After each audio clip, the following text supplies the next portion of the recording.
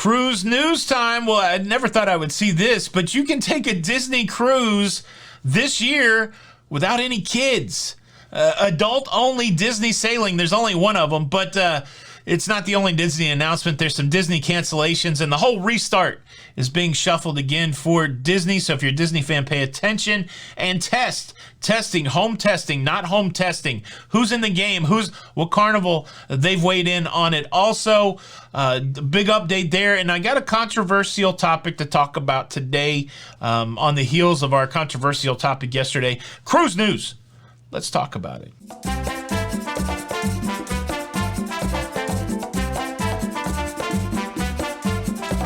Hey, what's up, everybody? Welcome back to Lido, Loca. I'm your host, Tony, here with the latest cruise news updates. Well, it's September the 9th, 2021. We're just 3 days away from my cruise to Alaska on the Majestic Princess. Look, today's show is not sponsored, but today's show is powered by Dunkin' with a Diet Mountain Dew Chaser. That's what you guys are in for today. I'm hyped. I just want to say that I'm hyped. I'm in that part of cruise prep where I'm trying to get my clothes packed. I haven't started packing my gear, but still got Amazon packages coming in. You guys have told me all the stuff I have to get for Alaska binoculars and all that stuff. I got lens rental coming in. It's very hectic. It's very hectic, but that's what I like about cruising. I like the hectic pace of cruising. No, I'm just kidding. Cruising super. Cruise news. Disney, big announcement. I'll start with what I teased you with. They're going to have an adults-only cruise. Have you ever wanted to cruise on Disney, but without all the little ankle biters running around? Did I just trigger somebody with ankle biters? I love kids. I got 6 of my own. I'm excited that they're grown, though. I'm not afraid to say that. But here's the deets. San Diego to Galveston through the Panama Canal on the Disney Wonder on November the 5th. So if you want to leave out of the West Coast and you want to end yourself up in Texas, you can go Disney Wonder the 5th 14-day cruise through the Panama Canal. Somebody tell me that's not boring. I said it in the show the other night that Panama Canal sounds boring with all that. People say they love it. Bucket list. Bucket list, no kids, Panama Canal, Disney Wonder. Now, the Disney Wonder is going to end up back in California. This is part of the restart announcement. Back in California, doing sailings October the 1st, 3 and 4 night sailings, going down to Ensenada and Mexico on the 3-night sailings. That's only 2 fingers. On the 3-night sailings. And then on the 4-night sailings, they will do 2 sea days and a stop at Cabo San Lucas. How about that? Disney Wonder. However, that means that, they were supposed to start on September the 24th with a sailing on the 26th. Well, that's not happening. So, cancellation day maybe for the Disney Wonder. And that's not the only Disney ship that now has a cancellation day. Big announcement. Disney Magic now sailing out of Miami, Florida, starting October the 28th. Yay! Except it was supposed to start on October the 21st. So October 21st, October 24th sailings canceled, but we've got 4 and 5 night sailings out of Miami starting on October the 28th. The 4-night sailings are going to the Bahamas, and then the 5-night sailings will stop in the Bahamas and Mexico. But wait, that's not all. We also have the Disney Fantasy coming online, and they're going to be doing 7-night voyages. This is what Disney fans have been waiting for, longer Disney cruises starting October the 9th out of Port Canaveral. Stops in the Bahamas and Mexico. Did you get canceled on Disney today? Are you excited about this longer Disney cruise? And what do you think about an adults-only Disney cruise? Are you down with that? Leave a comment below. And talking about words that trigger people, look, if you are new here, I like to play around with the language. And so I, on occasion, instead of saying Mardi Gras in reference to Carnival Mardi Gras, I will call it the Mardi Gras because I think that's funny as heck. And that will get people triggered too. So are you sailing on the Mardi Gras next month? Are you going to Mardi Gras in New Orleans? All right, let's move over and talk some more about testing. Wow, so many conversations about testing after that video yesterday. And so I've got some things I've got to say. Before I do that, let me quickly invite you to subscribe if you like staying up to date with everything that's going on in cruising. Please, hold on.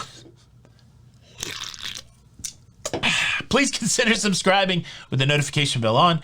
That way you don't miss out on any of these episodes. Doesn't cost anything. Gets you notified. Thanks in advance. And also, scared myself. A quick programming reminder. Tonight I will be over on Don's Family Vacations. My friend Don Terrace, he's doing a live stream tonight at 8 p.m. We're doing a live stream tonight at 8 p.m. on Don's channel, talking about going to Alaska. The boys' trip is on, gang. You got questions? Come over to Don's tonight at 8 p.m. and we will give you all of the info. That's 8 p.m. Eastern, as Jenny would say, the correct time zone. How about that? It's a triggered day. What time zone you in? Are you mad? All right, testing. So a lot of questions yesterday. First of all and foremost, let me say this. I hate negative people. Well, hate's a strong word. I really dislike the vibe of negative people. Like so to me, I saw that story yesterday as everybody was out in the wilderness going, man, how are we going to get a test in 2 days? This is too challenging. I can't get a test. I was one of those people. I can't get a test locally. Somebody help us. Somebody do something. Somebody save the day. And Royal Caribbean, they come out with this, hey, you can do this home test and here's a link to it from our website. Do this. We'll accept it. You can get it done in a day. And, here's the cost. And at least just a handful of people, right? They're like, oh, they're just profiteering. This is another move by the cruise lines to mandate something and to profiteer. Really? Either way, look, I probably said in the video yesterday that Royal Caribbean is selling these tests. They're not. If I said that, I misspoke. I probably need to go back and watch it. You can get to these tests from the Royal Caribbean website. They're helping out, trying to solve a problem that people have. So, man, everybody, if you could just slide out of your negative filter for 2 seconds and try to find the good.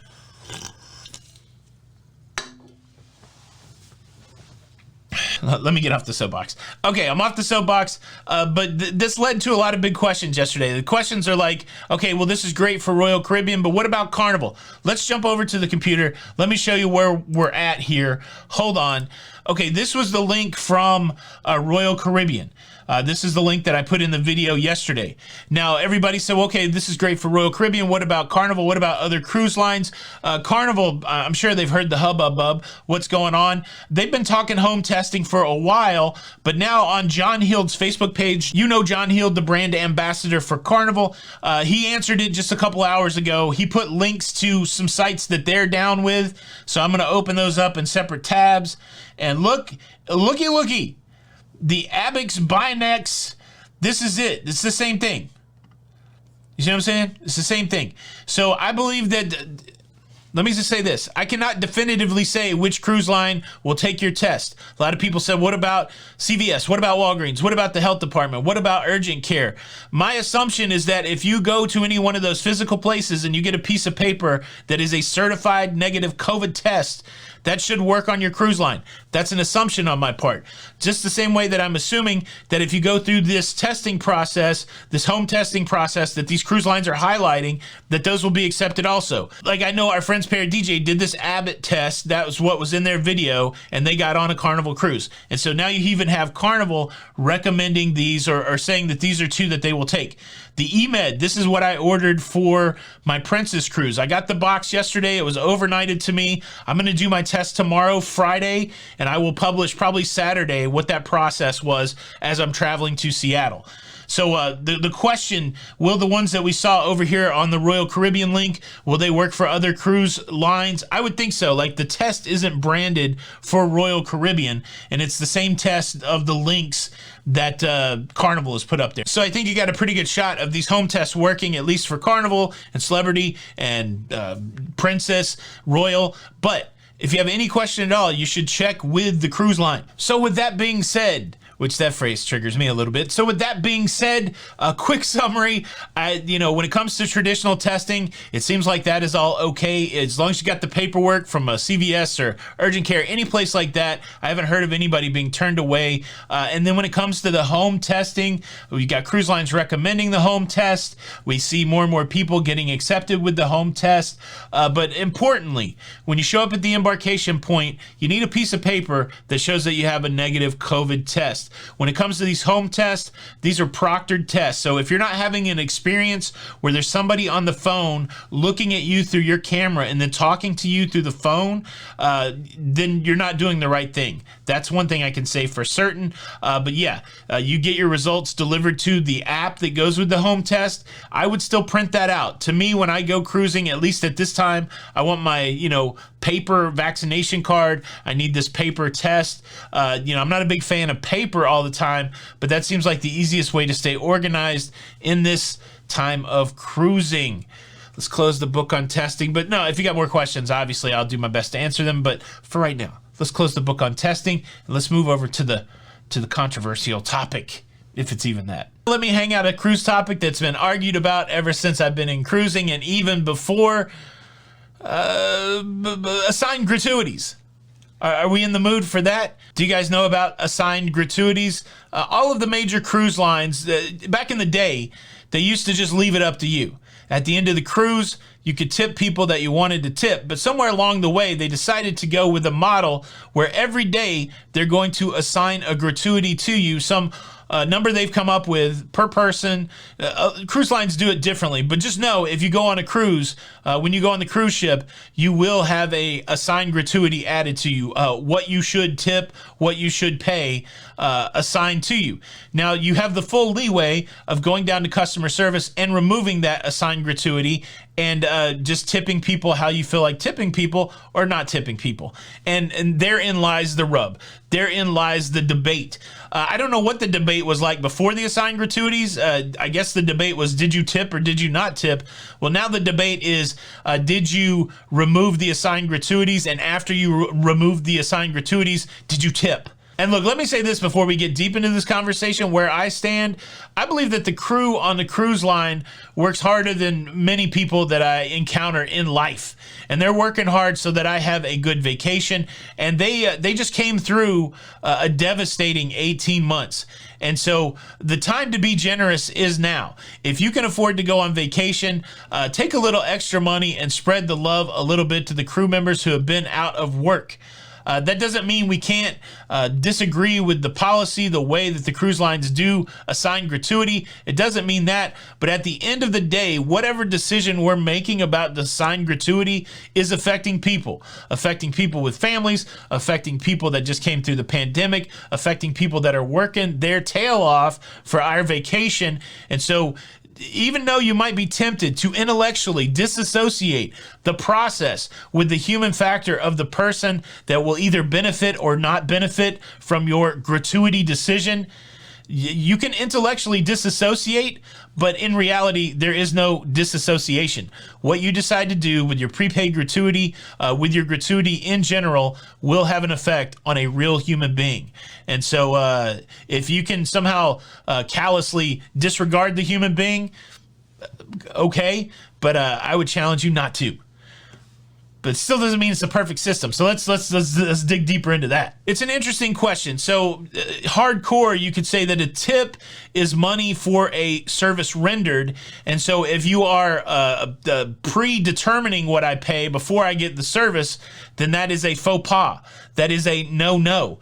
But you could also argue that, one of the ways that the crew members get the money that they need for their pay is through these assigned gratuities.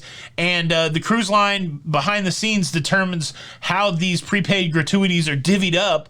And so if you take off the prepaid gratuity, you've shorted somebody because you don't know who was getting that money. And so if you only tip your wait staff at the main dining room, or if you only tip your room steward, then maybe maybe the server that serves drinks on the Lido got shorted by your removing of the tip. And then there's the whole other discussion that if I paid my assigned gratuities, do I need to give money on top of that? There's some cruise lines that assign the gratuities and they stick an envelope in your room saying, didn't these people do good service? Why don't you give them a little extra? So the question, it's complex, but simple, really. Where do you stand on gratuity in 2021? Do you just go with the flow and pay your assigned gratuity and nothing more? Do you take exception, a little umbrage that they've assigned gratuity to you and you go down to customer service and take it off? Or are you the double tipper? Do you go with the assigned gratuity but give more? Who's right? Who's wrong? leave a comment below. Thank you so much for checking out the show today. 3 days to Alaska. You got to hit the like button or this one's really going to throw you off. You got a big meeting coming up and your computer's set on auto updates and it just happens to update for a half an hour and you miss your big meeting. That's what's going to happen if you don't hit the like button. Just set your updates to manual. This is Tony with Lido Loca. Nah, most people won't do it. Leave them on automatic and just turn your computer on well before your meeting. That's the pro tip. Tony with Lido Loca, and until the next time, we'll see you on the Lido.